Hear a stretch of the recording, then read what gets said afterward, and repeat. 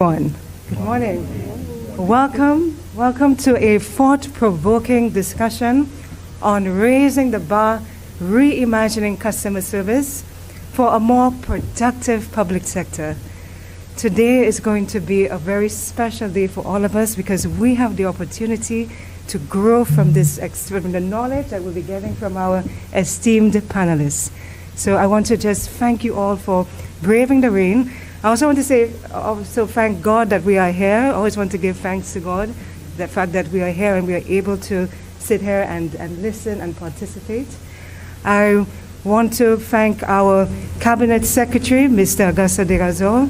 I want to acknowledge the presence of our Permanent Secretary, Ms. Esther Rigobert. Thank you very much for your presence here with us today.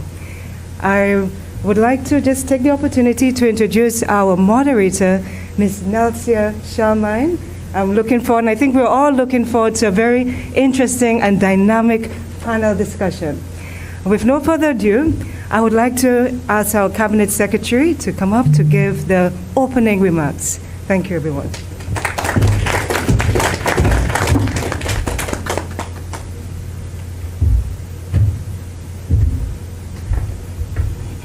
Excuse me. Good morning, everyone. Let me recognize the Permanent Secretary in the Office of the Prime Minister, Ms. Esther Rigobert, the Director of the the Productivity Council, Mrs. Lisa Flora Montut. Excuse me. I also want to recognize Mrs.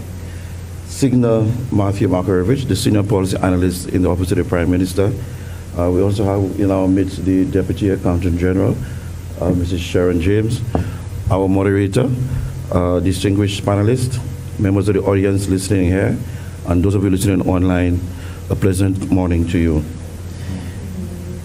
Permanent secretaries, heads of departments, government employees, representatives from the private sector, representatives from the various associations and unions, members of the panel, everyone who has tuned in to watch or listen to this panel discussion, welcome to our first panel discussion on effective customer service in the public sector under the theme, Raising the Bar, Reimagining Customer Service for a More Productive Public Sector.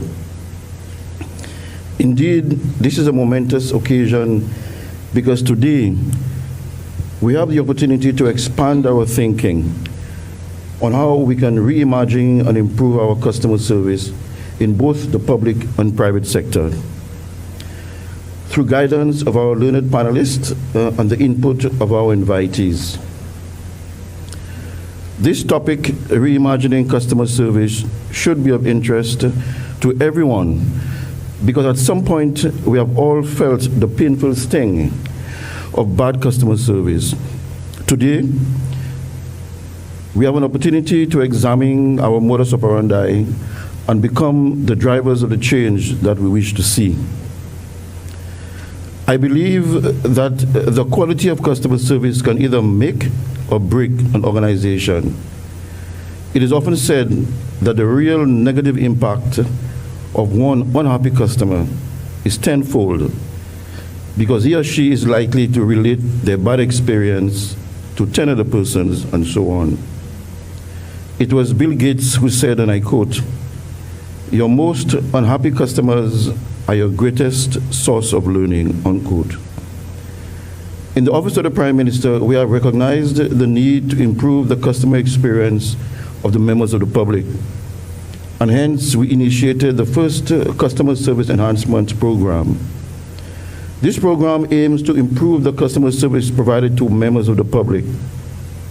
It was piloted in the Department of Physical Development and Urban Renewal in the year 2019.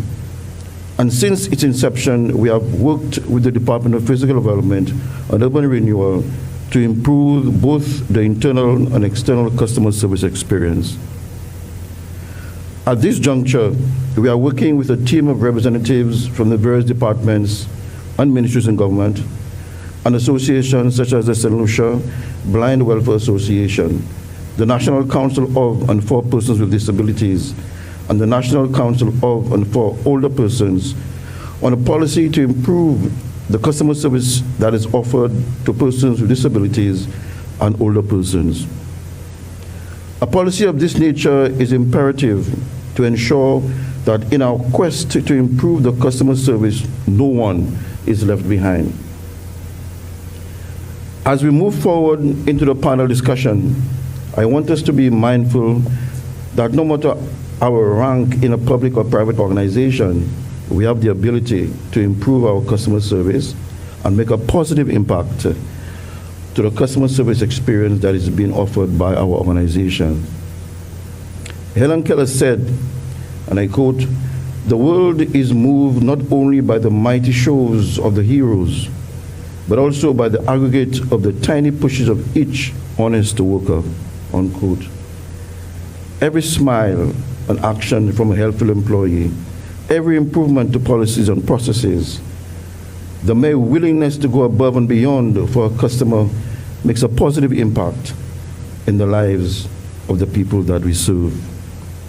Today, let us challenge ourselves to think outside the box and find solutions that can ameliorate our customer service dilemmas. George Eliot said, and I quote, "What do we live for if not to make life less difficult for each other?" Unquote. The economy, the well-being of our nation is affected by our willingness or unwillingness to find solutions and resolve our customer issues. Right now, we have been given a golden opportunity to discuss and rethink our customer service practices. Let us embrace this opportunity fully and work towards creating a customer service experience that will leave our clients satisfied and grateful for the interaction with our organizations. I thank you.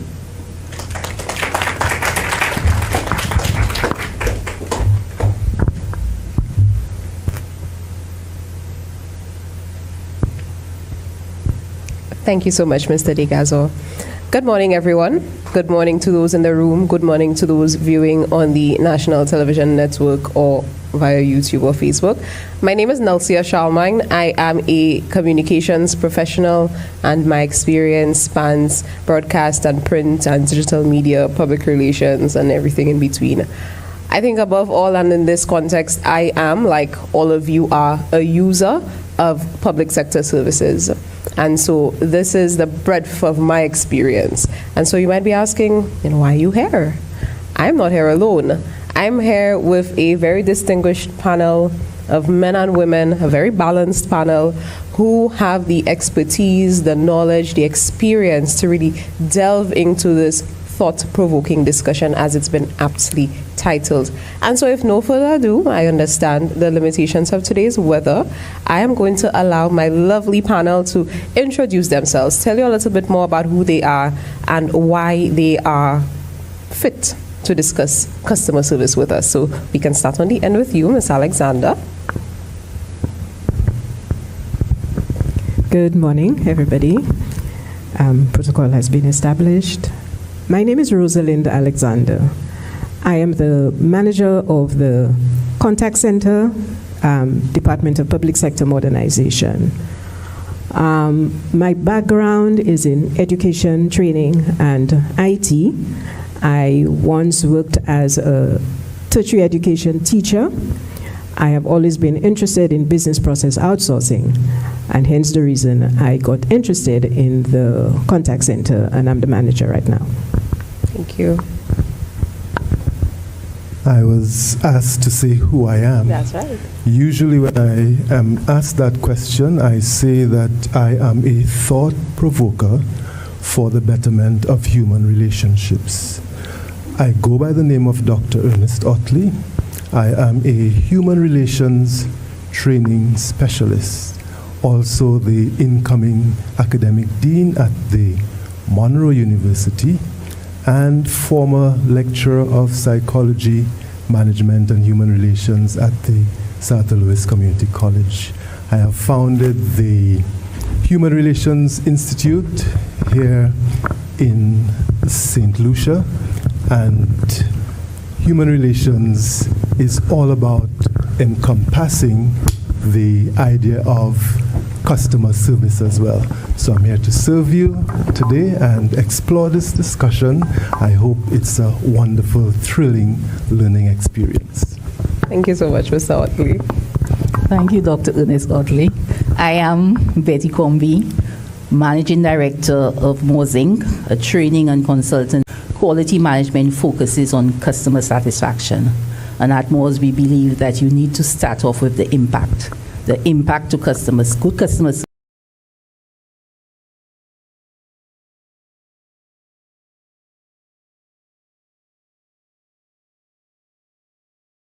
This is customer satisfaction. Financial services sector for the better part of 32 years. I know I still look 32, but I have been in the sector for 32 years. And customer service I live and breathe customer service on a daily basis. I'm a strong advocate for customer service. I believe that it's something that everybody should take very, very seriously. It can make or break a business. In terms of academic qualifications, master's degree in finance, first degree in accounting.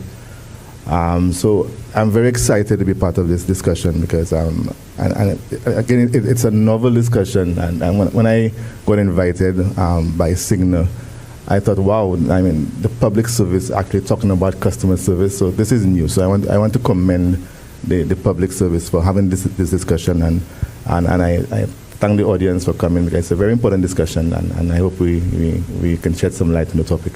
Thank you. Thank you very much. My name is Cecilia Fitz. I am a customer service training consultant. I offer my services both to the public service and to private sector. I am also a CVQ certified master trainer and master assessor in level 4. I'm a neuroscience coach, and for the last 37 years, many of you may know me as a cosmetologist. So I am very familiar in the area of service because I have not just worked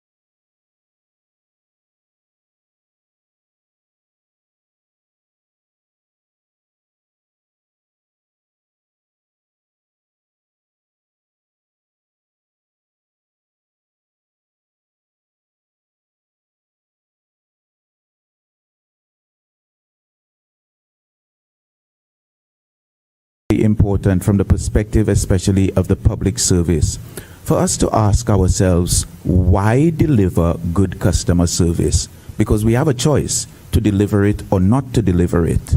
And I think that more than 50% to deliver it or not to deliver it. And I think that more than 50% of our population may have the feeling that the public service does not deliver good customer service. So if we start out from that standpoint, and maybe that's a place that we can start with people coming into the public service, we then realize that good customer service leads to greater output, greater productivity, greater customer satisfaction, greater economic growth within our country. These are the things that we want. These are the things that will serve us well. If I bring it back now to the hospitality service, hospitality industry, again, just like I stated earlier on, folks have a choice. But more importantly than that, quite often folks are coming to St. Lucia from a place where they are used to a particular level of customer service. They're then going to go out if they don't get something that's commensurate, taking into account the idiosyncrasies of our islands, you know, the rain can fall, it can hold things back, etc. But if they don't get what they consider to be good service, then we pay the price, we in the country. Again, when we come back to public service, what are some of the conditions that are in place when good customer service is not delivered? I think it's important for us to also be looking at that, because without penalties, without guardrails, then there's no change, there's no improvement. So I've come at it from a tangential position and also sort of stoking thought, which is what I always aim to do. Thank you. Right. And you see how all of these perspectives come together. It's a very complex discussion. Let's not pretend that we're going to snap a finger and when we come back to work on Monday, everybody in the public service would have listened to this panel and changed their mindset. There is a lot of work to do, and this is the starting point of it all. And I think a group of people who have a big role to play in changing that mindset and reimagining customer service are the leaders and the managers within the different public sector agencies and whatnot. And so, Ms. Fitz, as someone you own a business, you've been working with people, what role should leaders and managers play in modeling and championing that culture of service excellence in the public sector? I believe that leaders really have a crucial responsibility when it comes to excellent customer service. It must start with them, because leaders are the ones who have to set the guidelines, mainly from customer relationship management standpoint, to be able to put standards and practices in place that all must follow. The other thing I think that leaders must be able to do is to set the tone as to what the mission is for the organization. What are our goals? What are we trying to accomplish when it comes to customer service? Because one of the things I found that doing training for the public service, one of the questions I always ask at every training session, what is the mission of government? Many persons don't know. So if they don't know the mission, are their core values in line with what the government of St. Lucia is trying to accomplish? And I think that must be clear. Everyone working within the public sector must know what the mission statement is and put into practice what is necessary for accomplishing those missions and those goals. The other thing I think that managers must set the tone for is to really understand the consumer behavior. I think when we understand the consumers that we deal with, we can put plans in place. We can set the journey, which is what I call customer centricity, which is where you really design a plan to create a wonderful experience, not just for the customers, but for those who are rendering the service to the customers on a daily basis. I think a lot of times leaders are really not aware of the daily challenges that customer service providers face. And I think that is important for putting corrective actions in place to avoid future errors in some of these areas. So I think managers really need to have their ears on the ground. And I think managers also have another responsibility to ensure that the correct personalities are recruited for the roles, because not everyone is cut out to working with people. I'm a lover of people. I love working with people. I think that's what has kept me in my business for the last 37 years. But we must admit, not all archetypes are the same. So during the recruitment process, I think it's very important to select the correct personalities when it comes to customer service, because customer service agents are the ones who set the tone. Anything that goes wrong at that level, it takes a lot of work to undo and to change the mindset of someone who have already received a bad impression about the entire organization. So I think that should really be some of the responsibilities of managers, to champion good customer service. I think a lot of what Ms. Fitz said, I saw somebody clapping, and I feel like all of us should clap because it really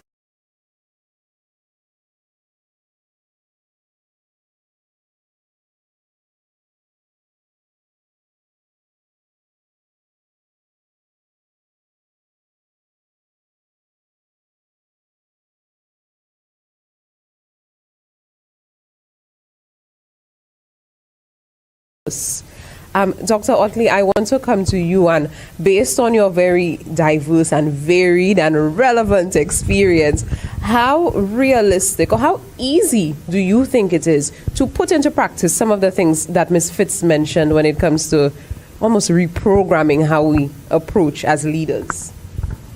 You would not believe how tough that question is to respond to, especially since some of what was said in terms of selecting the right people for customer service positions, that is not something that I think I hold very dearly as a concept. And everything that I say to you today, respond to you, is going to be within the context of human relations and its applicability to the family, the community, the workplace, the nation.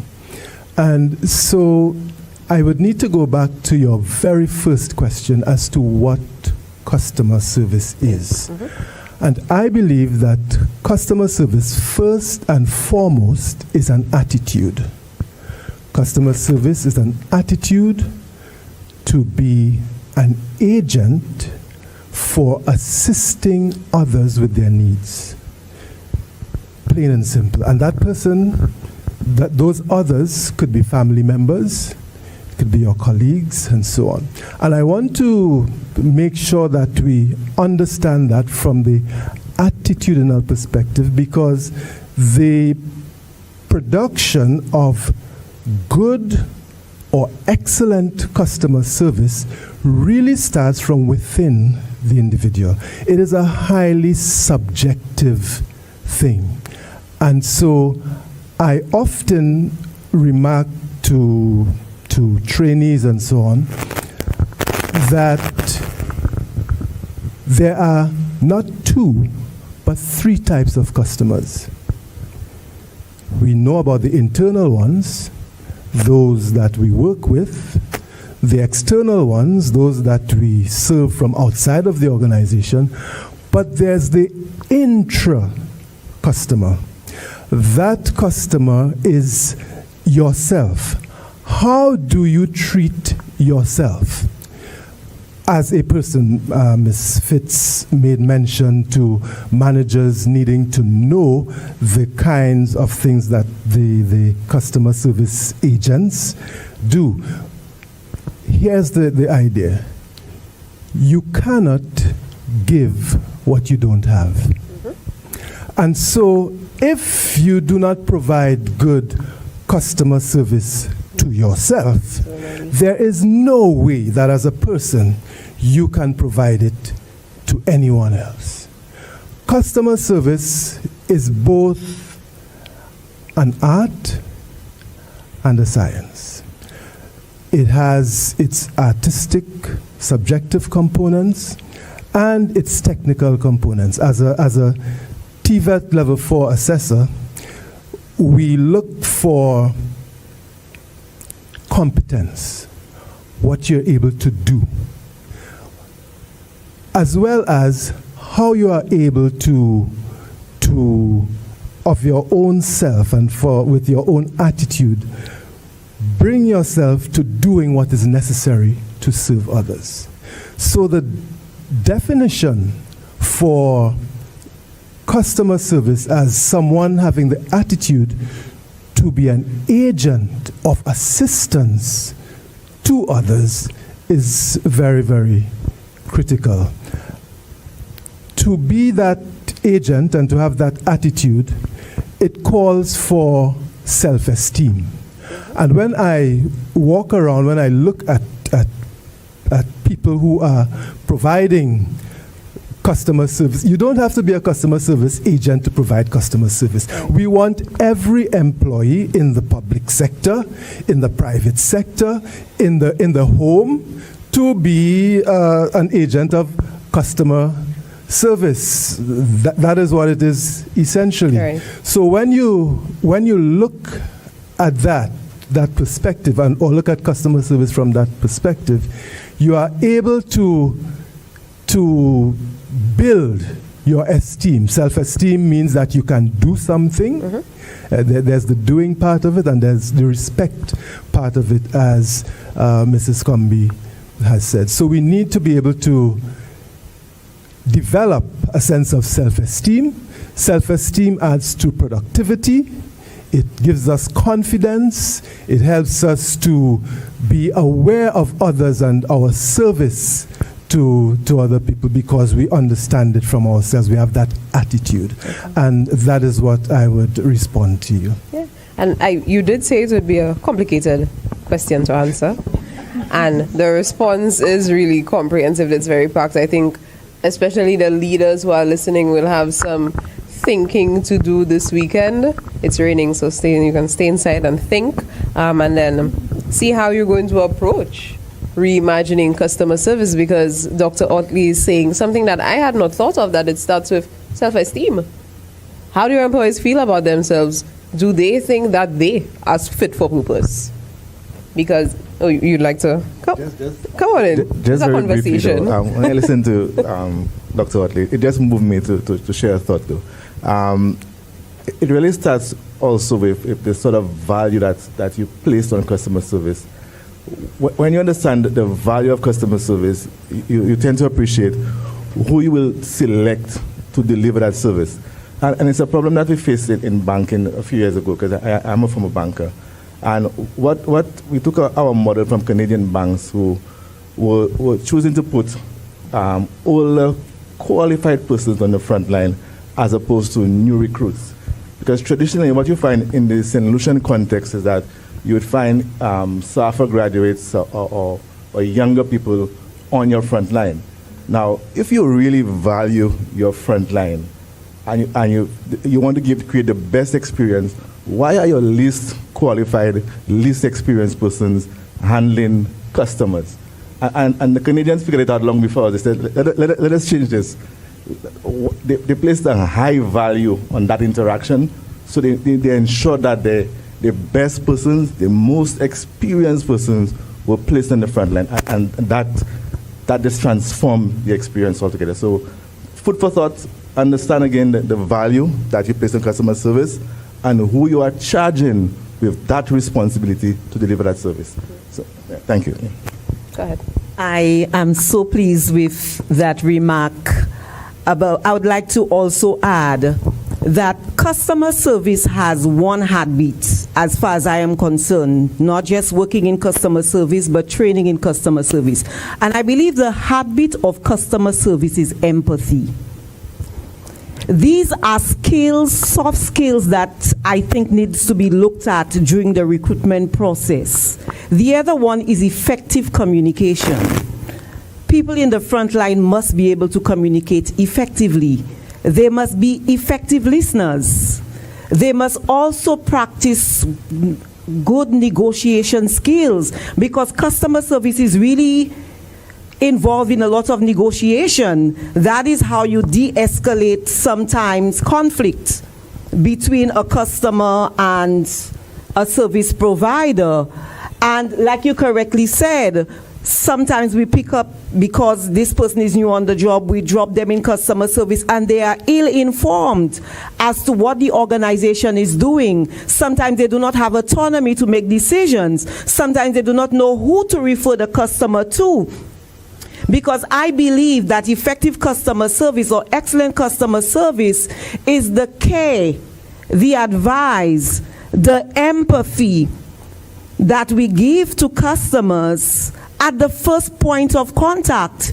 Even if you are not able to resolve the customer issue at the first point of contact, but you could at least give them a start. Look, we can't do this today, but this is where we start. And I think most customers would be happy with that. So when a customer service agent is informed, they are more likely to give proper advice to the customers. And I think if in the public service, this is one of the gaps that must be bridged. And that can be bridged by having regular briefing sessions. Is one of the things that I recommend when I do training with a lot of the departments that I have worked with so far in the public service. At least weekly briefings. If a situation happens, something escalated between a customer and a service representative, I believe everybody in the department should be aware and to come up with a plan that, look, this is what we should do if this should ever happen in the future. That alone, I think, can increase productivity. So I'd just like to share that. You'd like, and then we'll come to you. Yes, I am very thrilled with all of the technical aspects of customer service that are coming out, and what we should do in terms of our employees and so on, and people who practice customer service. However, I must keep pointing us back to the individual. It is not persons who are charged with the job and the duty of customer service who are necessarily engaged in practicing customer service on a daily basis. The internal customer, your colleague, is a customer. How do you meet your deadlines? Is that good customer service? What's your punctuality like? That is providing customer service. If you are late for work every day, and your internal customer has to pick up your slack, you are not providing proper customer service. And these things are critical.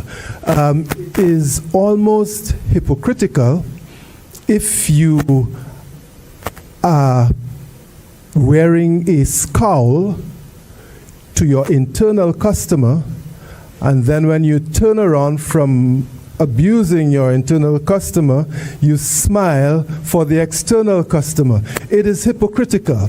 And what needs to happen is that everybody, and we are talking about the workplace here because we are looking at productivity and so on, but it is so internal and integral to the individual that you can tell the practice of your customer service at home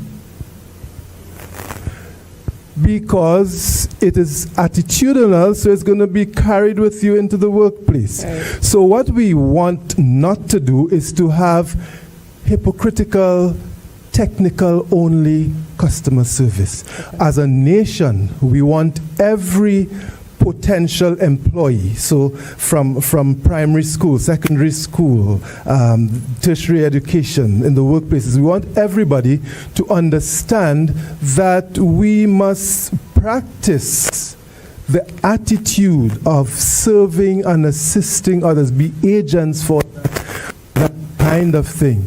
So that has forced me to develop the concept called SAIL. SAIL means self-awareness, attitude adjustment, interpersonal relations, which is where customer service will fall, and leadership. It all begins with the self. Self-awareness. Again, you cannot give what you don't have. Thank you so much, Dr. Otley. Yeah, he wants the SAIL acronym. All right. SAIL means self-awareness, which leads to attitude adjustment, which leads to interpersonal relationships, and then that results in leadership. So self-awareness, attitude adjustment, interpersonal relations, and leadership. So what I'm getting out of SAIL is that you really have to think it to be it. You really have to be it to be it. Mr. Elliott, I think you wanted to chime in as well. This conversation is going swimmingly. Agreed. And actually, that's what I wanted to pick up on. One, Dr. Oakley, I've been like, ooh, you hit the nail on the head, and it just sparked off such a lovely conversation. And just before you gave your initial answer, your initial response, I'd been thinking to myself about customer service and the fundamentals of it, and that those fundamentals actually start out from the home. And if we have persons who are coming from fractured homes and then coming into the work environment, and the fact that they're coming out of a fractured home can be exacerbated by the culture within the public service. So you come in and there are persons who are senior to you who you see flagrantly breaking the rules, coming to work late, not being productive, not being fair sometimes in the treatment that they mete out internally. So those are core issues at play. And one of the concerns that I have with productions like this is that they can just be filler. So it's space that's on YouTube, it's something that someone can look at. But do we go away and internalize and say, ask the question, how can we be better? And something that I always think about, and I say to folks as well in business and in life in general, if every one of us were to treat the other person better than we would like to be treated ourselves, we would hardly have any problems in this world. And I think that this can be a great takeaway within the public service, where we know that productivity tends to be quite lower than in the private sector, that if folks really take that to heart, and we all really look at that, how can I interact with someone and treat them better than I would like for myself? Just that single action will really take us to a whole other level. Thank you. Thank you so much. Just wanted to add to, again, enjoying the discussion here. With regard to attitude and understanding that competence is what you're aiming for, which is your ability to get your desired results. It's a combination of things. It is your qualification, it is your training, it is your experience, it is your skills, but more important, it is your attitude. We must remember that. You might be coming in very qualified, but do you have the right attitude to support what Ernest was listening? To support what Kirk was saying, Kirk, I like to say, treat people as they would like to be treated. I call it the platinum rule. Don't assume that what works for one person works for another person. And that's why that communication is the lifeblood of any relationship. You have to take time to understand what people's expectations are. You know, my husband and I do sharing with other couples with regard to marriage. And one of the things we tell people, it is not love that hurts, you know. It is these expectations that hurt when they don't deliver on the expectations. So again, treat people as they would like to be treated, but you must first understand how they want to be treated. Great. And this is thought-provoking indeed. That is our descriptor today. I think all of you have a lot to take back home with you, and we're only just getting started. But this conversation is happening because the leaders in the public service, the users of public sector services, have identified that there is a gap. I am not going to ask any of you to tell me what you think the gaps are. I want all of you and the audience to listen to what the users of public services have identified as the gaps in customer service. And so the amazing team at the National Competitiveness and Productivity Council hit the streets, bed the weather, and to get some of those comments from the public. And so I'm going to ask everybody to turn their attention to that right now. The public sector service is not good at all. Sometimes you go there from 8 o'clock, it's 9 o'clock, you see nobody to give you the service you needed, right? Everybody walking on their own time, right? And they sit and they see you sit down, they'll pass you straight. I do like it, and if I had to rate it, it would be maybe a 7 or 8 out of 10, because 8 times out of 10, they're very kind, very nice, very helpful. The other times, maybe a little harsh, maybe bad day, they have a little, and it's understandable sometimes because I know myself, I don't listen most times, so a little harshness might set me straight. So overall, I think it's okay, and maybe a little bit more improvement, controlling your emotions and everything. Yeah. Okay, I believe it can always be improved. And I also believe that with training, proper training, maybe you can hire some consultants to improve the service, which would ultimately improve the productivity in the customer service, in the public sector. So my experience, it hasn't been too bad, but I believe that they can sometimes be slow, and that really needs an improvement. There really needs to be an improvement when it comes to that, because not all the time that we St. Lucians can handle that, and we know each other, and that can get not peaceful in ways. So I believe that the government, or there should be some type of training, more training when it comes to customer service in St. Lucia. Customer service in the public sector sucks. It's it's really bad. It's like sometimes you go there, you want to get some information or get some service that people think that you're on their time. They're not obligated to, they're not in a hurry to attend to you, as if you're begging. So customer service in the public sector needs some change. They need a revamp. They need workshops. Let them learn customer training for customer service. Just like they normally give us regular training on customer service, I think the public sector needs that. Okay. There's room for improvement. For one, if we are trying to keep up with the rest of the world, for example, we have people are traveling much more these days. We have people coming from all over the world, and they expect a certain standard of customer service. You have people, you go into certain stores and they're lackadaisical. They don't want to serve you. They're on their own time. They don't know what products they have. They don't know if they have it or if they'll be able to when they will have it, bring it back into.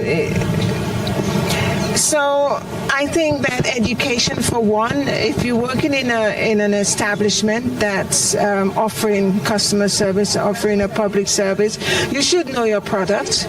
You should know what you have and what you don't have in the store. You should be able to inform your customer when you have the product and when they can come back and get it. I know you're having a bad day, but a smile, it doesn't hurt. It really improves your day. Well, yes, I think it can be good at times, but there are some people that be really petty. Like You come to them with like $20 in cents, they won't take it, they'll just send you back. But I think like you should be accepting of every customer, it doesn't matter what they do. Fair solutions need to work on that as a whole. Anything that you have to go and do via the government buildings, wherever that you have to go, customer service is very poor. Growing up as a young girl, it used to be good. Right now, I'm a grown woman, and the service is not good at all. Anything you have to go and do, it's a whole hour, 3 hours, and that's not right. And the government need to do something about that to improve that service. You go other Caribbean islands, other countries, and you get your thing done now for now. St. Lucia alone, that problem is. You have to do something, you go to the ministry there, a long hour. You go there, you're a long hour. Even the hospital now, forgive me for saying that, but OKU hospital, my God. I mean, St. Joe's is a little better.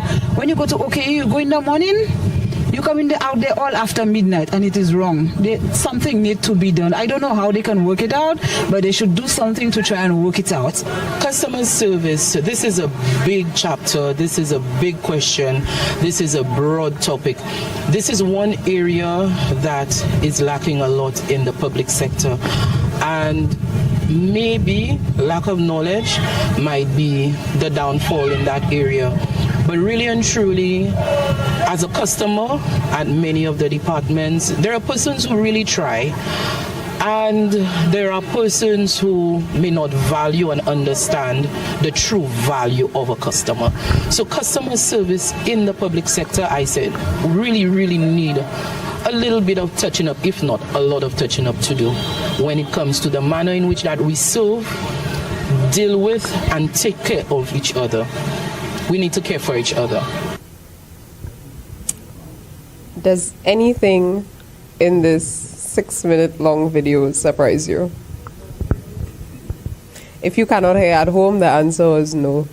To the panel, is there anything in this video that sounded like a new problem to you? Not at all. They could have been on the panel. And so the public have been telling us what the issues are. This isn't new to anybody. You hear complaints all the time about, I'm calling up government office and nobody answering the phone, or not to call government offices after 2:40 because that's it. I'm not the one saying it, people. So let me just respond to that. I think this type of conversation with the public will continue because what the public is really telling the public sector that you're not listening to us. And I think one of the most important ways to start rendering service to the customers is by first listening. A lot of times when there is conflict between a customer service rep and a customer, we see this as just a conflict. And I say sometimes the solution is in the conflict. If you take, for example, and your husband quarrel all the time and he always say to you, you're not listening, it means that you are not an effective listener.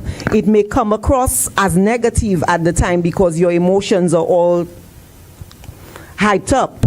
But if you would take some time to process the words people are saying to you, you will actually get the solution because they are really telling you what the solution should be. It's in the conflict. Right. One of the things that I believe that when I said earlier on, we must understand our customers, our customer behavior. I think I could say this because I'm a St. Lucian, that from my experience, I believe that many of us are in survival mode. The rest are operating in fear. When people are in survival mode, they are not able to think creatively. Among all the species that have been created on this earth, anytime any of them feel threatened or they're in survival mode, their first reaction is to launch an attack. And so customer service reps, I really believe, needs extra training apart from just customer service. They need personal development training to be able to understand the mindset. Many of them may be emotionally aware, but are they able to regulate those emotions? Are they able to listen to what the customer is saying and to be able to calm the customer's anxiety. I always say you never roar at a roaring lion. When a customer is upset, allow them to vent their grievances before offering a solution. Because 90% of the time when a customer is venting their grievances, they already know what they want. And you trying to tell them something else will only create conflict. Yeah. So it's being aware of the customer behavior. I did some training earlier this year with the immigration department, and I remember the sergeant saying to me, most of the customers are coming here ready for us. And I said to him, rightfully so, because they have to walk up these steps only to find out when they get up these steps. And for me, it was a very scary experience going to immigration departments. I'm a menopausal woman suffering from dizziness. So going up these steps was a very scary experience, only to get there and for someone to tell me today is not collections day. How am I supposed to know that when this information is not disseminated publicly? The other thing I said to him, if you understand the time of year when you have more angry customers, it's usually closer to the vacation time when people plan a vacation for their family, they realize the passport is expired. These are the times that customers coming with the most anxiety because they are afraid they will not get what they want. So if you understand that, you do the briefing with your staff to make them understand, look, that's the time of year, it's busy, we have customers coming in anxiously, we can calm their anxieties by knowing what they are dealing with. Preparation. Be prepared. Okay. So we'll come to you in a minute. But having listened to that video, there were a lot of recurring themes. People spoke about a lack of promptness. They spoke about the mentality of the workers. They felt that their services, their needs were not important. A lot of mention of training and workshops, which is kind of counterproductive to Dr. Otley's perspective that it all begins with the attitude. And so, Dr. Otley, I want to ask you, how do you think we shift that sort of mindset that might be already existing to one that focuses on empathy, like Ms. Fitz mentioned earlier, responsiveness and problem solving? I'm going to tie all of what has been said up in this little discourse with you. I have defined human relations, which includes customer service, as a focus on self-development for self-regulation to achieve successful interactions with others. You have an acronym for that one?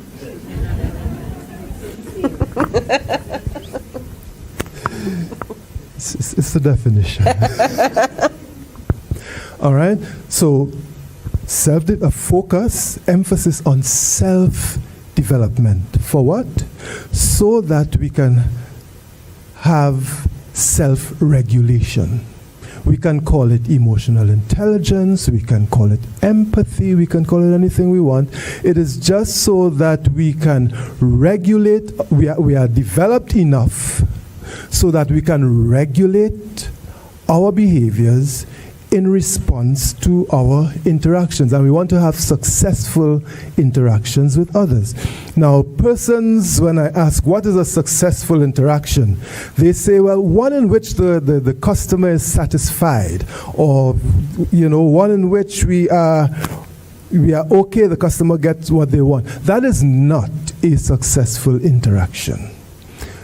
A successful interaction is one in which both parties, at the end of the interaction, is willing to re-engage in future interactions.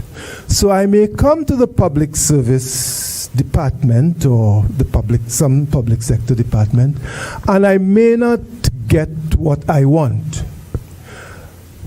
But my reaction, based on what I encounter with the attendant, does not make me want to say, I want to have nothing to do with that person again.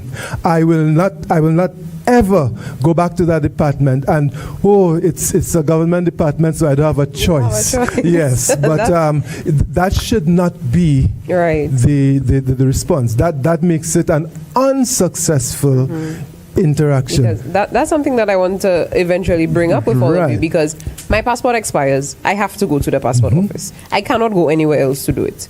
If I am dissatisfied in a private sector, I go to a restaurant and I don't like the service, I don't have to come back. That's right. So that's an unsuccessful interaction. But I have no choice. None of us have any choice. It is the only place to do it. And so maybe that's something for us to think about, and we might not have the answers here right now, but is it why a change hasn't been made? Because there's nowhere else to go. Listen, anything you tell me today, I'm going to get back to yes, I'm going to get back to the individual.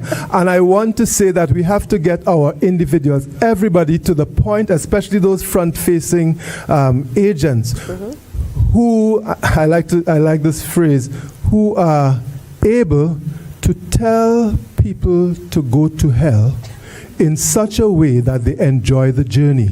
Now, it is very critical that we are able to develop people and develop ourselves to the point where we care enough to whether to make the interaction successful enough that the public does not have this kind of thing to say. I see you taking the mic, so I'm going to ask you the question I was going to ask you. No, I want to follow up on that individual thing, which is so important. And I think if we leave here, we need to leave with that. So this is another perspective as it relates to the individual. Again, satisfaction is about value. People have to feel they got something out of the interaction. People who are not getting anything out of the interaction is going to break the interaction and not come back. Right? It's about value. Unless you don't have a choice. Well, no, but let's talk about, now this thing about not having a choice. We have to be careful, public servants have to be careful that don't assume that job is safe anymore. Right. There are a lot of changes the government can make that can privatize a job. And I think that we have to get out of that, to think that that job will always be there and will always be the one in the job. So this is about the individual creating value for repeat business. By the way, a plug-in for my book there, Working for Repeat Business. But let's go back to the individual. And this is another thing we share when we talk about quality management, is that each individual has a triple role. You must know, a triple role. You are one, a worker. They brought you in to work. You're a processor.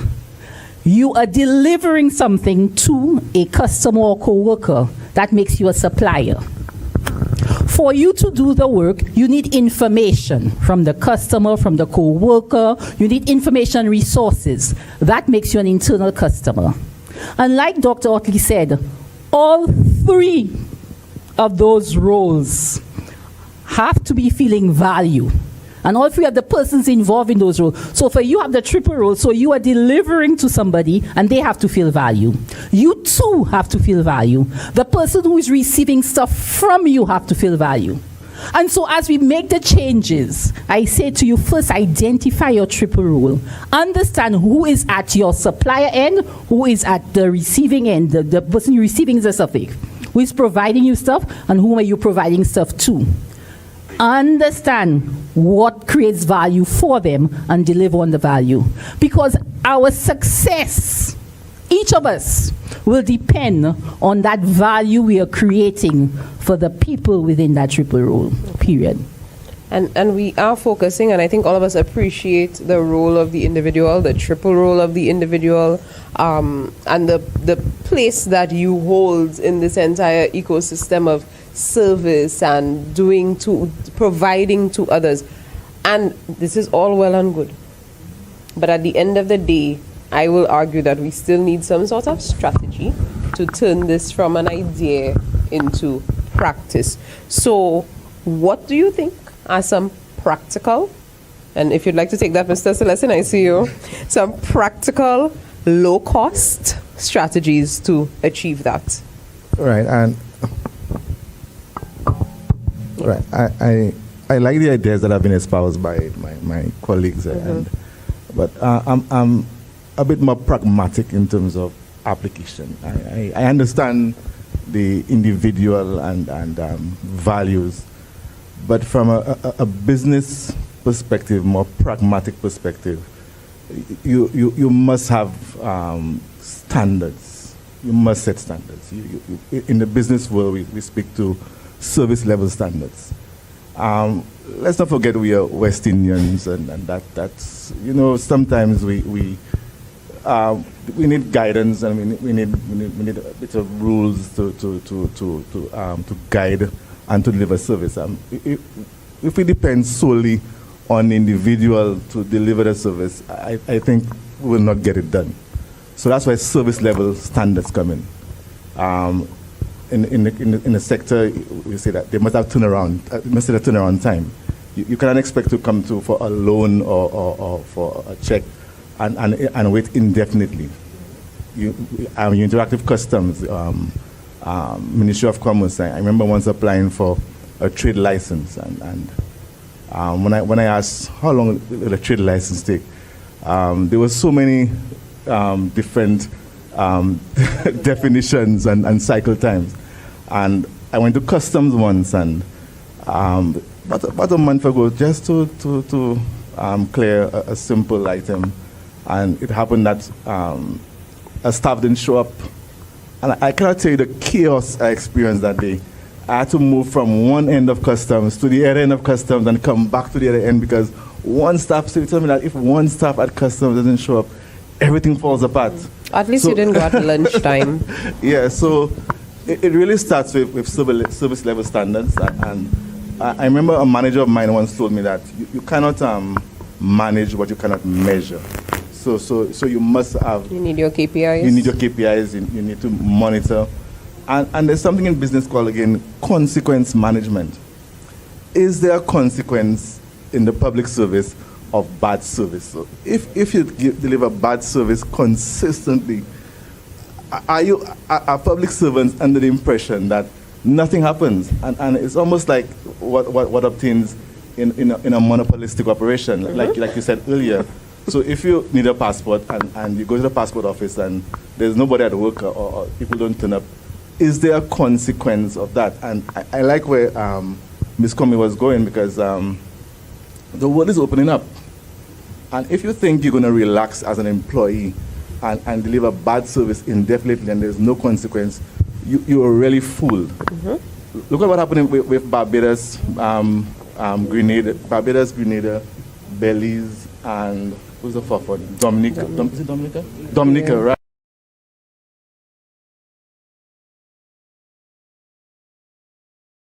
Well on the way to taking a similar move.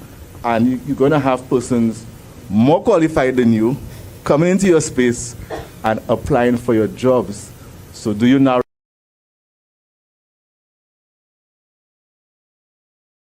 serious consequences of that? So don't think you're just going to relax, come to work at 9 o'clock when you're supposed to be here at 8, treat customers badly, and there are no consequences. So for me, KPIs, you have definitive matrices that monitor and measure performance, and that there's a consequence, a very serious consequence for giving bad service. Right, and so I was exposed a few years ago in some previous work that I did to the whole concept of monitoring and evaluation. Yes. And then in another line of work that I do, somebody really loves to repeat the phrase, what gets monitored gets done. Gets done, absolutely. And so I think that these are some of the concepts that we have to take from this room here today and take it back to every single public sector office across this country to start making the changes. But we speak about strategies and we speak about training. What about the place of technology? Ms. Alexander, as somebody who's really involved in that. The comments made, very concerning. Very concerning to me and to others who work in the service. There is continuous training. Probably what we need to do is, and of course there is proper screening. There is intensive a screening process in place for screening recruitment for persons coming into the service. Probably what we need to do is have a standardized customer service training across the board. what happens, each department does the little training. Now, I would like to add, it is probably 1% of the public service that gives poor service. I mean, I represent. At the contact center, what we do, all the calls are recorded. And we play them back randomly. We listen to them. We look at the strengths. We looked at the weaknesses of the agent who handled the calls. From the calls, we get to know what the concerns are out there, and we try to address it. This individual who walked up the fifth floor, had she called 311, which is a toll-free number, and probably we need to do more sensitization. Right, yeah. Had she called 311, she would have been told not to climb onto the fifth floor. Now, what happens when somebody calls 311 and we do not have the answer? We give them a call back. We do the little research. Okay, this person wants to go to immigration. She wants to know whether immigration is open, blah, blah, blah. We do the necessary research. We make the calls, and we give the person a call back. So, therefore, if you need any service from government, call 311. The calls are recorded. We play them back so that we can understand what our shortcomings are, what the needs are out there. Also, in the public service, we have a performance assessment yearly. And at the end of the performance assessment, there is an award system. We just had our performance award ceremony. So workers are awarded for good performance. Looking at, we initially looked at the face-to-face customer service. The technological side of the service, we have placed a lot of our services online. So persons applying for some services within government do not have to do the walk or climb the stairs. Or travel to Castries. They can simply sign up online on the DigiGov platform. And there are a number of services, over 154 services, that can be done in the comfort of their home. If they do not have Wi-Fi access, they can visit the nearest ICT offices, whereby there is an SBA agent there to assist them. So assistance can be provided to persons who are physically challenged, and persons who are not computer savvy. Okay. So we looked at the face-to-face communication, public sector modernization within government. We're looking at the technological side of providing service to the public. Okay. And something that you mentioned stood out to me, and it was that a lot of the different departments are doing their own individual training sessions, their workshops. But government is one government. And so how do we break away from what some might consider a silo mentality? So, for example, education is doing their own, finance is doing their own, to kind of create that continuity and standard, like Mr. Laura mentioned. Well, actually, there's a training department. Okay. There's a training department that handles the major.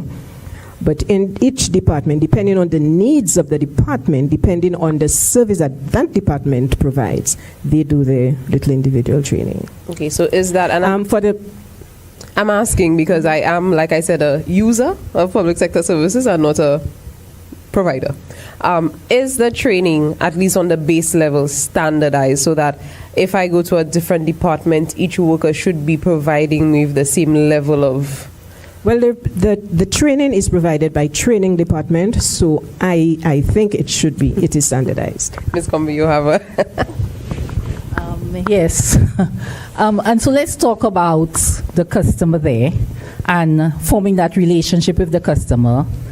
The relationship is fostered if there is trust.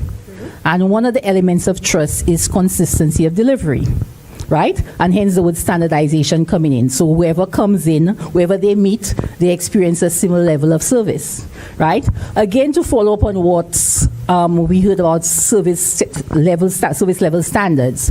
This, I think, has to start off, we're talking strategy. Start off with, and let's look at one department coming together and saying, what is the experience we want to give to the customer? We must be on the same page with that. And it is from that experience that you want to give you come up with your service standards and you come up with your KPIs. But everybody must be on the same page as what we consider to be a satisfactory service that we can consistently deliver. Once you decide on that, then your next step is map the customer's journey. Okay. You cannot understand the customer's perspective unless you walk in their shoes. And so the private sector, there's mystery shoppers. In the public, you need to walk the customer's journey. And along that journey, you have touch points. That's what they are, touch points. Those times you are interacting with the customer and say to your staff, listen, how can we show we care at those touches? It's simple, man, because I think we are hardworking people. I think that came from our colonial past. We are hardworking people. I just think we're not focused enough on the outcomes, the impact of what we're doing. And this is a simple matter of caring for the person at the receiving end. I remember I talk to gems. I call them gems. You know, these people who are just doing it well, getting the results they want, and you ask them, what's their formula? You know, and one person said to me, I just think of the customer as my relative. And what I'd want for my relative is what I'd want for the customer. You know, another person said to me, I say to myself, that's my face out there. Tomorrow I'm without a job, they're remembering my face. You know, it has to be strategy. It comes back. Strategy starts off with the customer, right? What experience you want to give, making sure everybody's on the same page with that, setting the standards related to that and the performance indicators, but you must walk their journey. Right. Before you continue, we are going to get ready to start taking some questions from the floor. So it can be based on what you've heard this morning. It can be a question that you had, a comment that you would want to make. We really want this to be interactive. Right now you're the customer and they're serving you. So the mic is in the middle. We're going to allow Ms. Fitz to make her comment, and then after her, Dr. Otley, if you can be succinct, and then we will come to all of you, yeah? Please don't make me, you know, like in school where you have to call names, I'll be calling departments and say finance, Mike. As you introduce Ms. Fitz, just let me, because it's something that she said that I'm going to comment on, and I think we missed that point that she made. She said that we must understand the mission of each department, and here again Mrs. Comby is saying it, Mr. Laura is saying it. We must understand that mission. This is the mission that we get the goals, and one of the things that I can tell you is that goals motivate. If we want motivated employees, they must be able to see the goal, they must be able to see the targets, the standards that we are aiming for, that we can strategize for those, and they can work at the tactics level. So I wanted to thank Ms. Fitz for that. Great. Go ahead. So as it relates to training in the public service, I do some training for the public service. And one of the things that I would like to say, because I think somebody mentioned standardized training programs. Training is not a one-size-fits-all. Training is designed to suit a specific learning need. And so every department might have different challenges where the training has to be tailored to that particular learning need. So for example, if there is a changing technology, that may affect customer service. So the training has to be designed for that particular unit based on the need. One of the things that I find as a trainer, which is very disheartening in the public service, is that after training is done, who is monitoring those people when they go back to their various departments to ensure that the training is effective and they do not unfreeze? We know in organizational behavior we have what you call the force field analysis, because people tend to go back to their old ways. So in change management, you always want to ensure once training is done, that the training is monitored, it is reviewed, and if there is need for retraining, then that has to be done. The other thing I think that's a gap that must be bridged in order to deliver effective customer service is what I call managing the customer's expectations. Whenever government is making changes, I find one of the last set of people to be involved in the decision making are the customers themselves. So government have to engage more in focus group, and that doesn't cost money. They can engage more in focus groups. They can engage more in collecting data and analyzing the data. One of the things I find that we need, and I don't know if Rosalind can answer that question for me. Are there safe spaces, and what are there for customers to launch their grievances and give their feedback? I know some of you say, well, we have suggestion boxes. If I just have a problem with somebody in a department where I need a favor from, where I need to get a document from, I'm not going to come there and put something in the suggestion box for them to know maybe it's possibly this suggestion came from her. There must be safe online spaces where people can go and launch their grievances, their complaints, whatever their issues might be, without the backlash of somebody knowing I was the one who launched that complaint. Because we know private sector does it. They have it on their website. With Amazon, you can always give a star, a 2-star, whatever it is, so that at least this vendor know they must do better. And I think this is something that can help government moving forward. Great suggestion. I want to come now to our audience. I'd love to hear from the leaders in the room. I'd love to hear from anybody who is front-facing and working in customer service. Any comments, any questions that you may have? Don't be shy. The mic is right there in the middle. Thank you so much. Good morning, everyone. I'm Marva Greenwich from the St. Lucia and Seaports Authority. Excellent panel and excellent discussion this morning. And of course, excellent host. Question for about 3 of you. Could you just share with us anytime you received customer service which was not of the level, or to put it simply, terrible customer service, and how did you handle it? Again, how did any of you, a time when you received horrible customer service, and how did you address it? Thank you. I'd like to go first.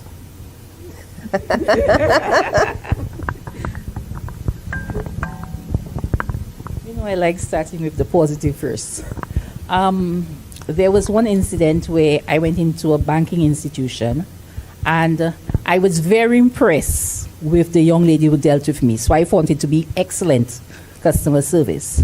However, while I was seated waiting to meet the officer, she was on the phone, and I'm hearing her saying to the person on the phone, and she's angry. I told you the child is sick. I told you I have to take him to the doctor. I need $200 to take him to the doctor. That's what she said. What I'm saying is, I'm sure if I had to talk to her as far as she was concerned, it was excellent customer service. For me, it was not. And we have to remember, customer service is an experience that the customer experiences. So as she did everything right initially, but that experience of on the phone, I did not need to be exposed to that. And so I tell people, if you understand, and that's a beautiful thing, if you understand an experience, then you need to think of what are they seeing? What are they hearing? What are they smelling? If there's taste involved, what are they tasting? Right? It's a full experience. And too many times I think we forget that. We do one aspect of it and we don't do the other aspect of it. And so generally that is what I experience. So you're expecting good customer service if you want, but another employee is in the back and they must be bad talking either the employer or the manager, don't even realizing that is impacting my experience. So the bad experiences I have had, it's usually something like that, where a sense is not being taken into consideration and I'm being impacted by it. Mr. Elliott, I'd love for you to weigh in on this conversation. Thanks for putting me on the spot. Thanks, Marva, for that question you asked. And the interesting thing was, it really made me think, when have I had a bad experience, and how did I deal with it? And, I have to, God, boy, I can't tell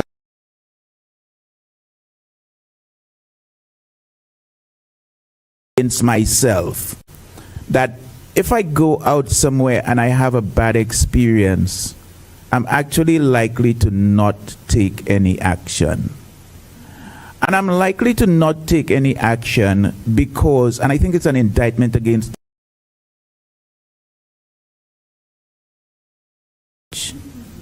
And so you really made me think. On the flip side of that, I very often don't have bad experiences. But that generally happens because of my approach. I'm going to come in and I'm going to find something about you, whoever I'm dealing with, to bring to your attention in a way that you were not expecting. So it goes beyond being just a compliment. It really is that engagement. And it made me think of a situation I had some time ago. And interestingly enough, I needed to get a passport renewed. So God, I remember going up those stairs. But I also had to get my ID card replaced because it had expired. And I went into the ID card office. I think I'd done a little bit of research online. I knew that you needed to pay and you needed to wait, I don't know what it was, a couple of days or whatever. And I went into the office and I said, look, I need to get this done and I need to get it done in a hurry.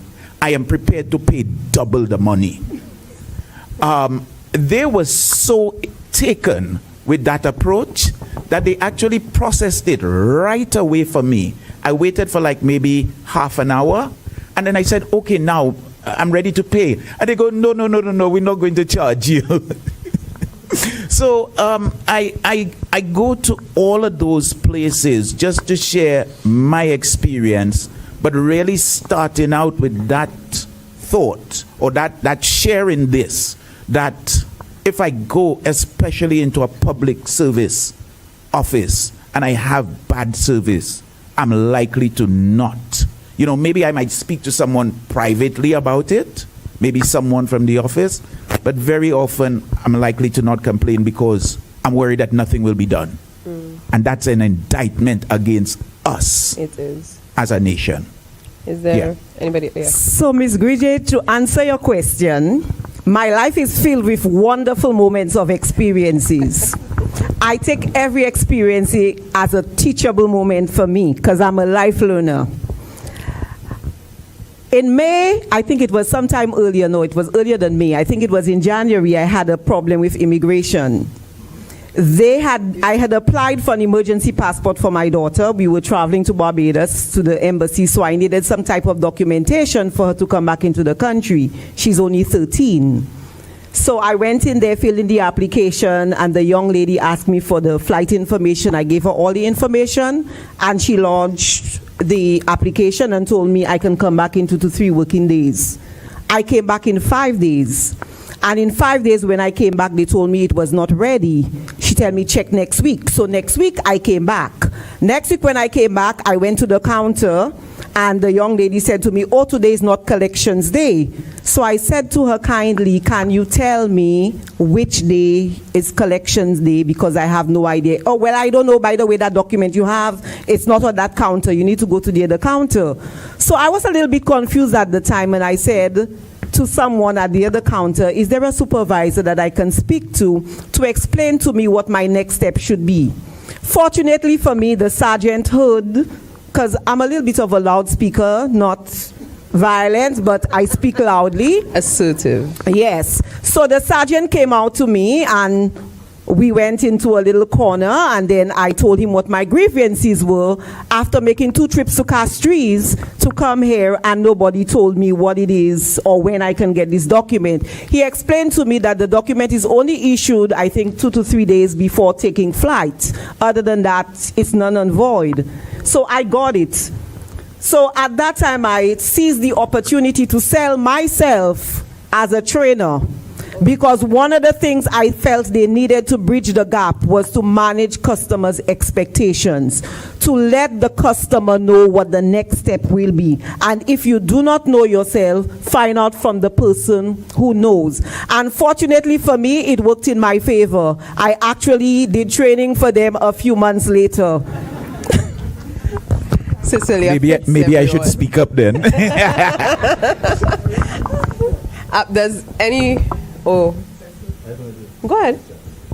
Not about an experience though. In terms of a situation we had at the at my office or at my institution some time ago. I'm not sure if you ever experienced that when a problem occurs, departments tend to blame each other. so you have an experience with loans, and loan says it was customer service, and customer service says it was the tellers.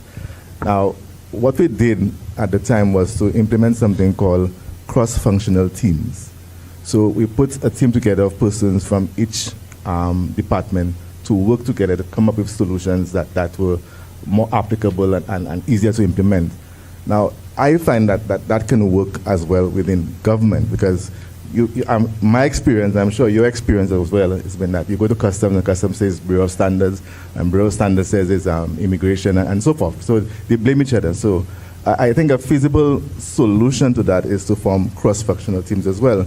So what that does is two things. It gets persons to appreciate how what they do impacts, whether positively or negatively, on other departments. And you get an appreciation of how you can work together to come up with solutions that are easier to implement and that you also embrace as well. So in terms of a recommendation and in terms of how we can resolve that, is that we need to better understand how our input impacts and contributes to the functionality and efficiency within the entire service. So cross-functional teams can help with that. You wanted to say something? Definitely, cross-functional teams are highly recommended. Just something to be said about that. And that is something when you're trying to produce a management, when you implement a management system that is effective and efficient, one of the things you want to avoid is that blame game. And so even the way we record issues is very important. By the way, any organization who is on a journey of improvement should have what we call an issue log, right? Where you are recording issues, but when you are recording the issues, avoid pointing out who did it. And that's our reaction. Normally when something happens, first thing we say, who did it? We need to get out of that. What went wrong is your question. And focus on making the process better. Because the minute you start saying who did it, then people become defensive, it's about blame, and they don't want to share the issues. We need people to share the issues. Because what we're not understanding is a customer comes in and they experience staff 1. They had an issue with staff 1. They come in another time, they have the same issue, but this time with a staff 2. And they come in again, they have it with a staff 3. So they have experienced it 3 times. But as far as those staff members are concerned, this is the first time you experience that. Relax yourself. We need to start documenting the issues, but not about blaming, it's about correcting the process. Very important. Thank you. We have another question from the floor. Thank you so much. Thank you very much, ladies and gentlemen. What an awesome presentation we've had this morning, and a very apt moderator as well. Linnell Malzer, Director of Innovation. In my experience, I've come to appreciate that not every smile in a customer experience is exactly a good thing. By and large, in St. Lucia, we think that people need to, smile when you come in. It is welcoming. But I rather someone who's competent and able to take me through the experience, like you explained, as opposed to having someone smile and I'm not getting through, if you know what I mean. Yes, so my questions, I have 2 questions today. The first is, we're aware that the focus of this panel is productivity in the public sector. And the public sector does have its monitoring and evaluation process with appraisals that happen twice in a year. However, we still face these challenges. My assumption may be it's the learning process after the monitoring and evaluation process that may be the issue. If that be the case, what are your recommendations to that process that may be able to alleviate some of the challenges and increase productivity? And my second question would be, to what extent do you think the relationships and experiences of the internal customer, I am a head of a department, I have a team.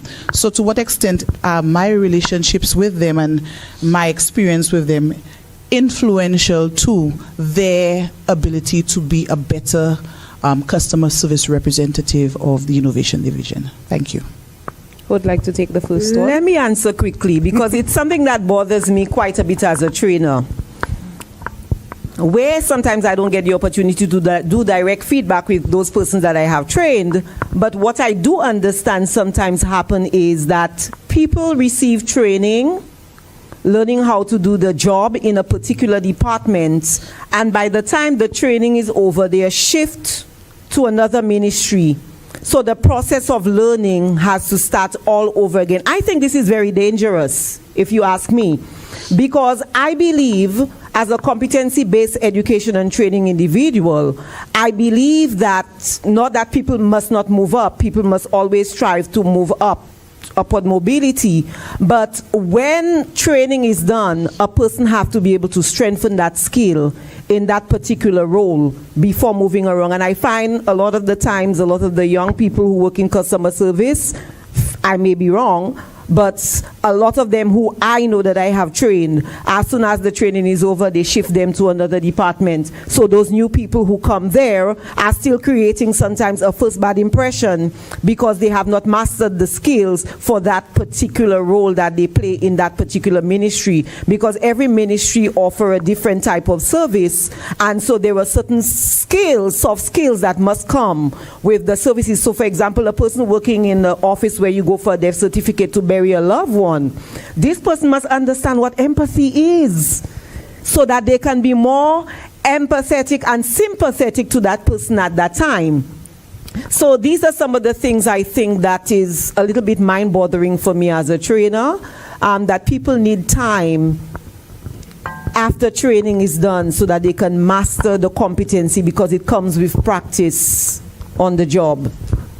You go ahead, Dr. Otley. That is such a lovely question. And the best and quickest response that I can give to you to that question is what I've been saying all day.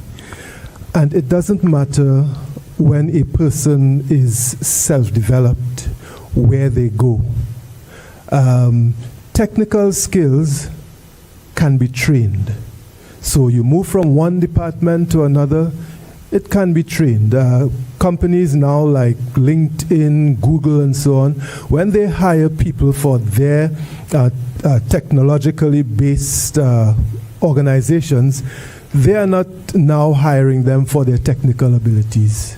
They are hiring them for the psychometric kind of skills, the abilities, and so on. So we need, as a nation, as a people, again in the family, in the community, in the workplace, to develop our people. Provide what is necessary to give them the esteem, the care for others. We do not generally have that. If I care, make doing good the thing that makes you feel good. We need to instill that into our people. That customer service, again, is about the attitude. The focus on the skill is, it is necessary, but that attitude must be there.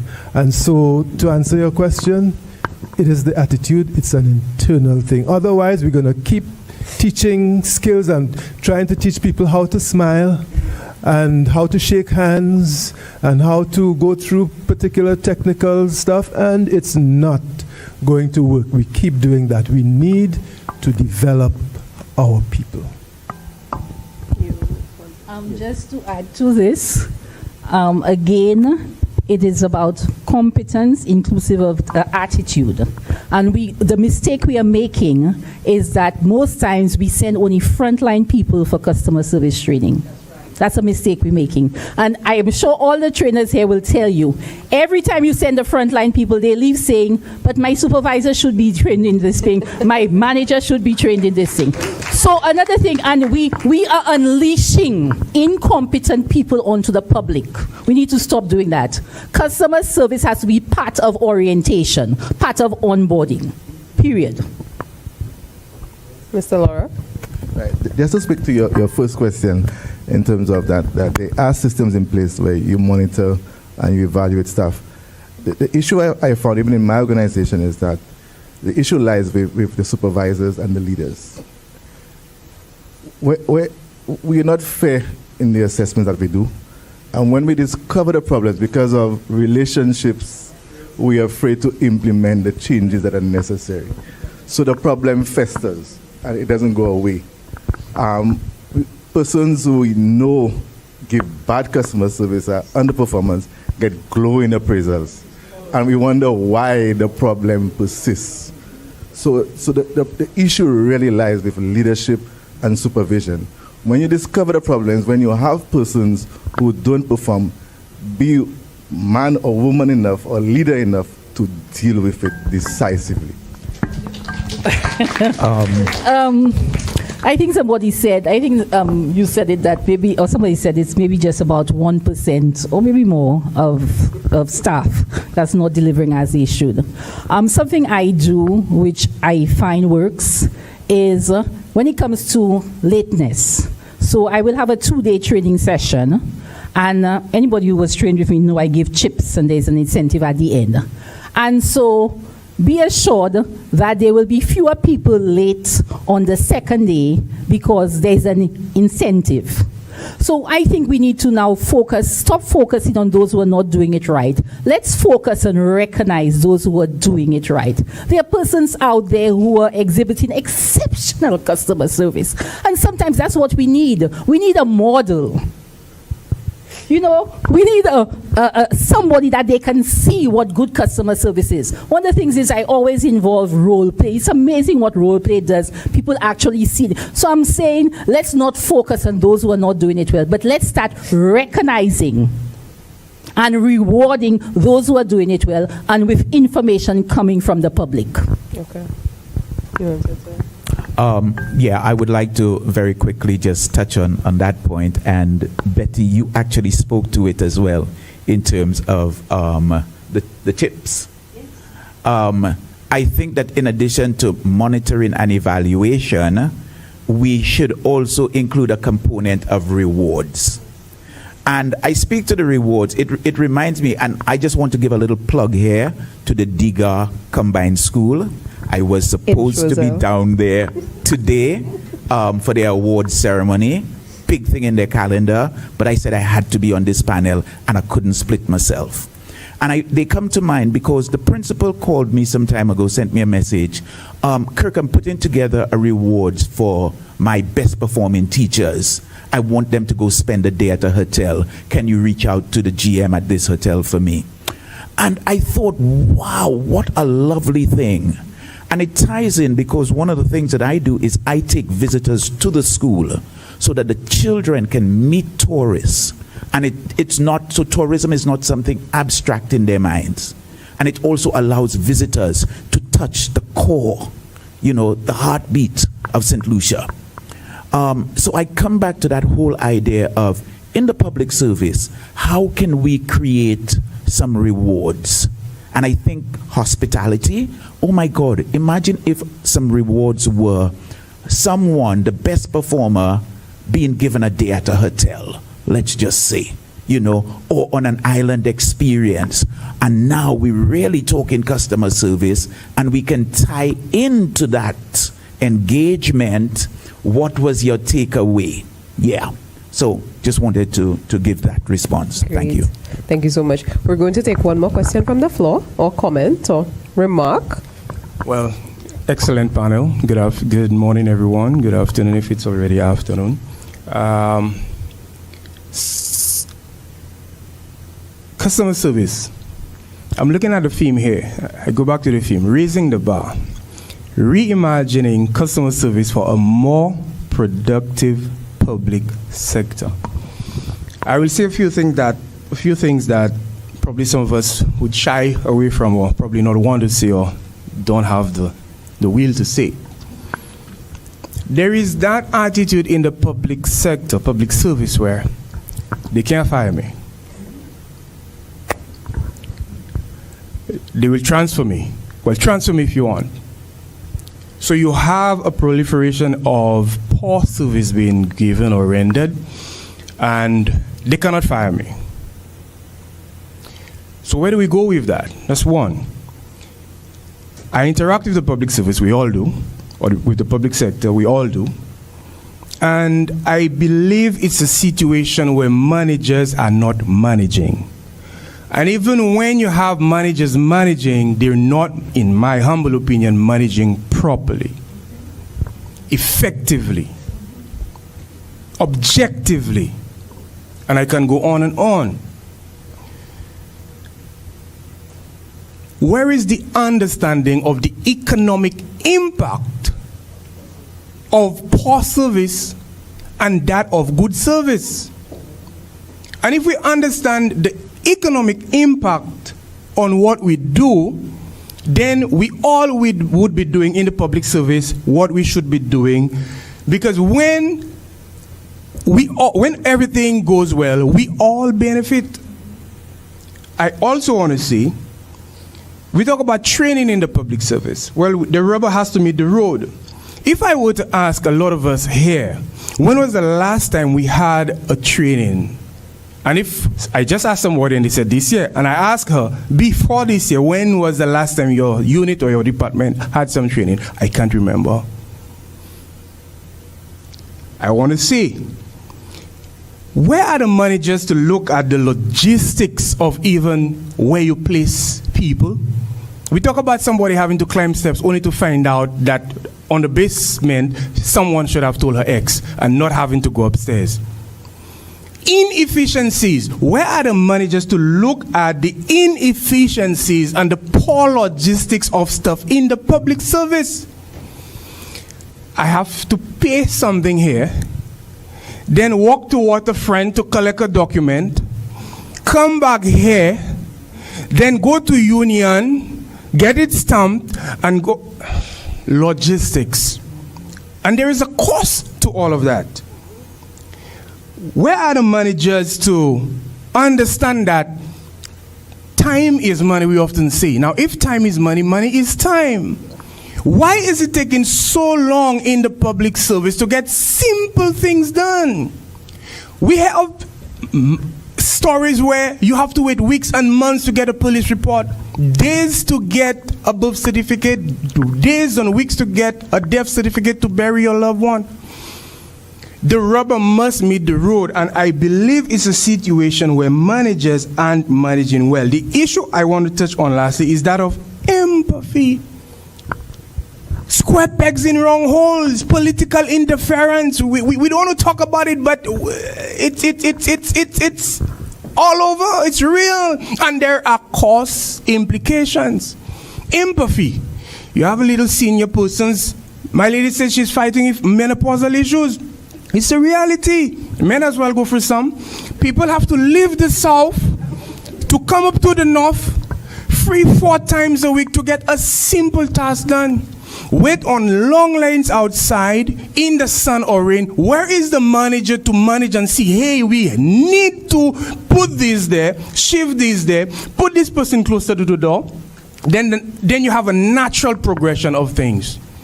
I believe after 46 years, after 46 years of independence, how is it that we were not a little Singapore yet? How?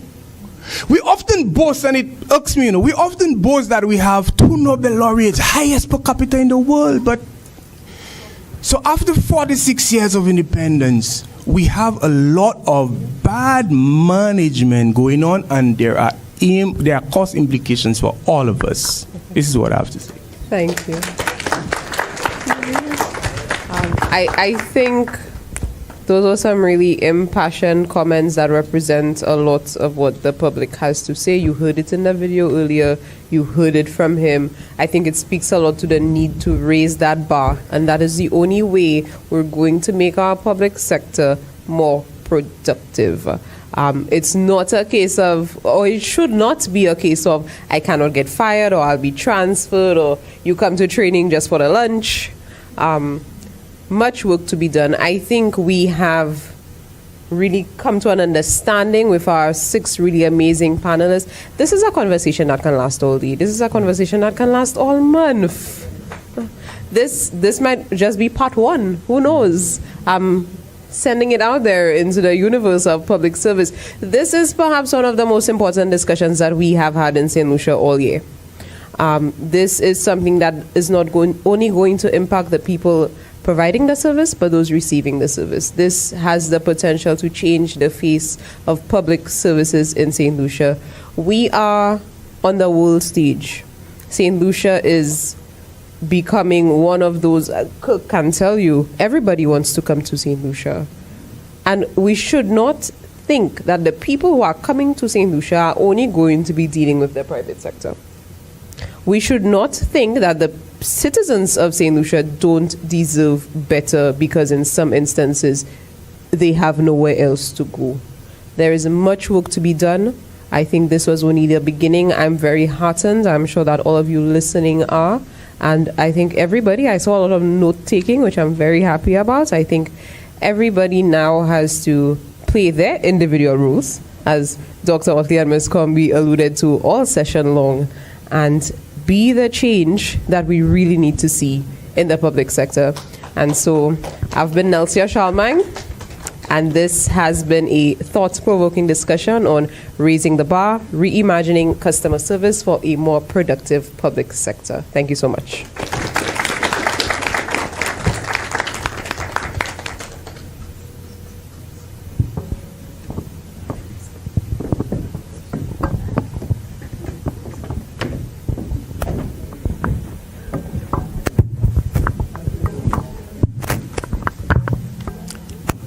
Good morning, everybody. Thank you, Nelsia, for that suggestion. It's not just the discussion, but I believe we should continue and to take action to ensure that we have that productive public sector that we're looking forward to. So good morning, everyone. The protocol has already been established. I'd like to acknowledge Cabinet Secretary in the Office of the Prime Minister, Mr. Digazo, as well as the Permanent Secretary in the Office of the Prime Minister, Ms. Esther Rigobert.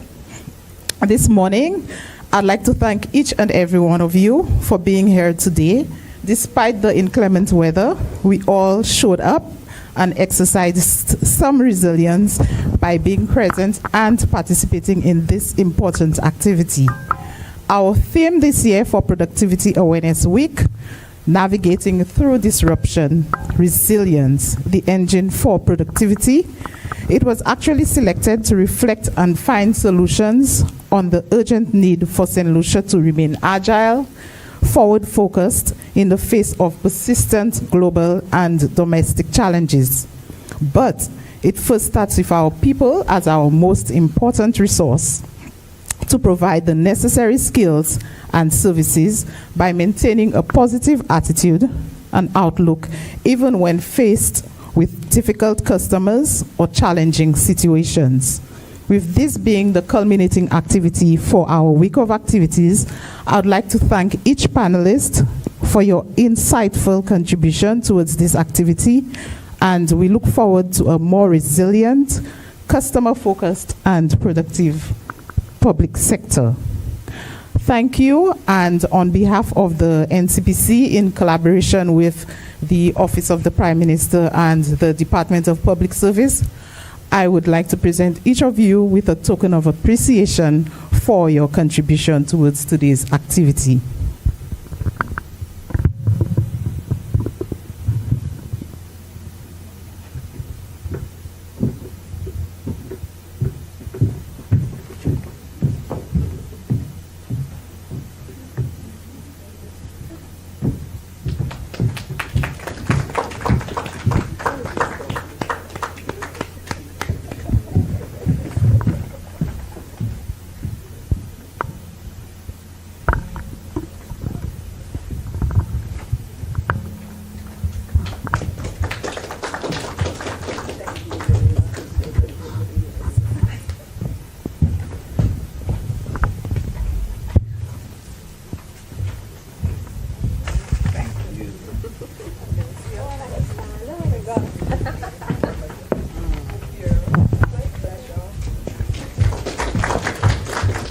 Thank you, everyone.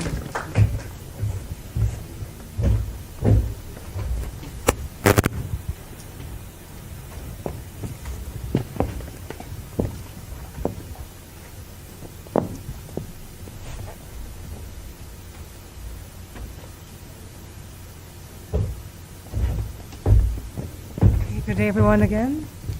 As we close, I'll be giving the vote of thanks. So today marks a significant milestone in our ongoing journey towards enhancing the quality of customer service that is delivered to members of the public. It is my honor to deliver the vote of thanks on this important occasion. On behalf of the Office of the Prime Minister and the Department of Public Service, I extend our sincere gratitude to our distinguished panelists, Dr. Ernest Otley, Mrs. Betty Comby, Ms. Cecilia Fitz, Mr. Celestine Laura, Ms. Rosalind Maffer, and Mr. Cook Elliott, for their invaluable contributions. Your expert insights and your guidance will undoubtedly play a crucial role in advancing the customer service experience that we provide. I would also like to express my appreciation to Ms. Lucia for her exceptional role as a moderator. Your engaging and dynamic presence has greatly enriched our experience.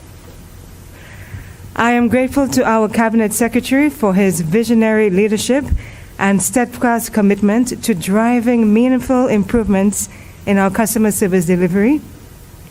Additionally, I wish to acknowledge the invaluable support and assistance from Ms. Janet Bernard, Permanent Secretary of the Department of Public Service, as well as our Permanent Secretary, Ms. Esther Rigobert, whose dedication has been instrumental in making this panel discussion a success. I would also like to thank the National Competitiveness and Productivity Council for inviting the Office of the Prime Minister and the Department of the Public Service to participate in Productivity Awareness Week, and for their continued support in enhancing our collective efforts. We would also like to thank our customer service attendants. They are not really attendants, but they are playing the role, because one of the things that we really wanted to do was to showcase something different. You know, we said, but perhaps in the public service, what if we had customer service attendants? That when you walk into a ministry, you are greeted by wonderful persons, these individuals, and they are there to serve you and assist you with your needs. So I want to thank Ms. Janelle Peter, Jonelle Augustine, and Sephra Maximus for your service. Thank you. We also want to thank Ms. Suwan Emmanuel from the Department of the Public Service for your invaluable assistance and support throughout the journey. And last but certainly not least, a heartfelt thank you to all our invited guests. Thank you. Your engagement and commitment today reflects a shared dedication towards improving our customer service experience for all. So thank you all very much. And also, there are refreshments on the outside, so please, after this, help yourself. Thank you.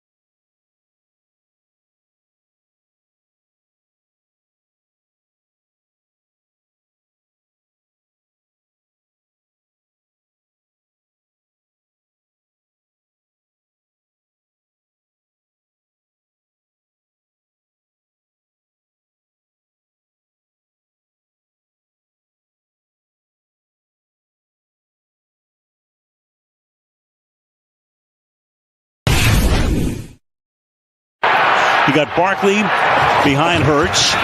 Give it to him on the ground, and that's the way they start. And a gain here of 19 yards, so that's his longest gain of the season. Smith in motion. Barkley again. Barkley a lot of room. Barkley another first down. Well, I guess we have our answer as to what the strategy is going to be tonight. Pretty quickly. And you're right. They keep Dillon in the backfield on a 2nd down and 8. This time it's Hurts. Nothing happening there. Stopped by Phillips behind the line of scrimmage. We stack a couple of receivers to the left side. Hurts looks to the right side, throws, caught, but stopped shy of the first down. They go to the tight end, Dallas Goedert. And that kick right down the middle. So, 3rd and 12. Dart in the pocket. Dart's going to go deep, and that pass is going to be pulled in at the 21-yard line by Little Jordan Humphrey, who was just elevated to the active list. Here, he might be called Little Jordan Humphrey, but he's 6'4", and he knows how to go up and high point a football, and that time he does a great job of just fighting against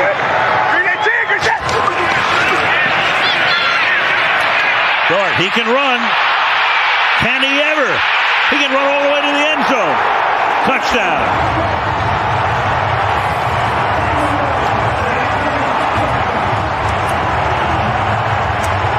He's been very good at finding. Hurts in the pocket. Hurts under pressure. Down he goes.